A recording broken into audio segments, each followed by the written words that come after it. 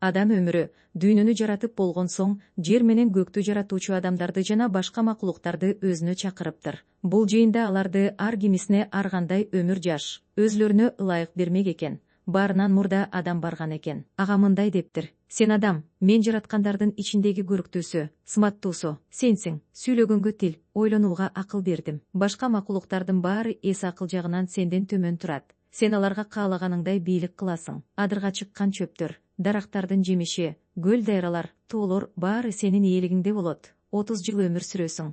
Ошондо адам бул сунушка ыраазы болбой, өзүнчө ойлонот. Эгер мен жер жүзүндөгүлөрдүн падышасы болсом, бардыгынан көрктүү, сымбаттуу болсом, 30 жыл өмүр сүрүүнүн кандай пайдасы бар? Деп көбүрөөк өмүр жашалган айванаттарды карап турат. Кезек эшекке келет. Ага мындай дейт: сен көп камчы жеп, көп мээнет чегет экенсиң. Оор жүк көтөрүп, аябай чарчап, кыйналып жүргөн экенсиң. Тынч күнүң аз болуп, жей турган жемиң даамсыз, ичээр сууң былай болор. Ошондуктан сага 50 жыл өмүр берем, деди. Эшек чөгүлө калып, башын ийип сураптыр. 50 жыл жашап, жүк көтөрүп кыйналганча 30 жыл жашаганым ылайык эле, дептир.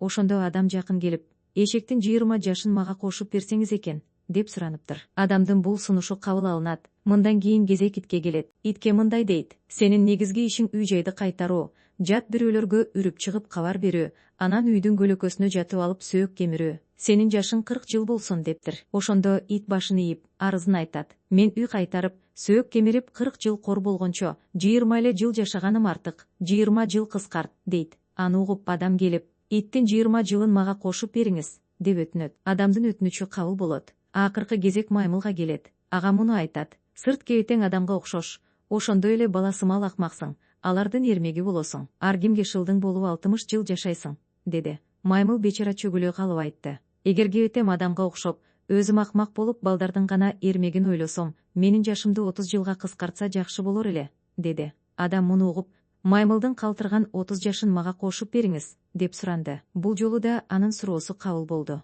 Мындан кийин келген макулуктар өз жайына тарап кетишти. Адам өз турагына келип, берилген 30 жыл ичинде жакшы доорон сүрүп, убайымы жок жигиттик өмүр өтөдү. 30 жаш менен 50-нүн ортосунда көп иштеп, көп мээнет тартты. Тиричилик кылууга ар кандай иш кылып, катуу кыйналды. Бу кыйналып өткөргөн 20 жашы байгы эшектен алган 20 жылы экен. Анан 50 жаш менен 70 жаштын ортосунда үй ичин толтуруп, дүнүйө жыйнады. Аны эч кимге бербей кайтарып жүрдү. Ар ким менен талашып тартышып жүрдү. Бул адамдын иттен алган жашы экен. 70 жаштан ашканда акырындап акылдан ажырап, бала сыяктуу болуп калат. Бели бүкүрөйүп, көздөрү чекирейип балдарга эрмек ойун болот. Ушул жашы маймылдан алган жашы экен.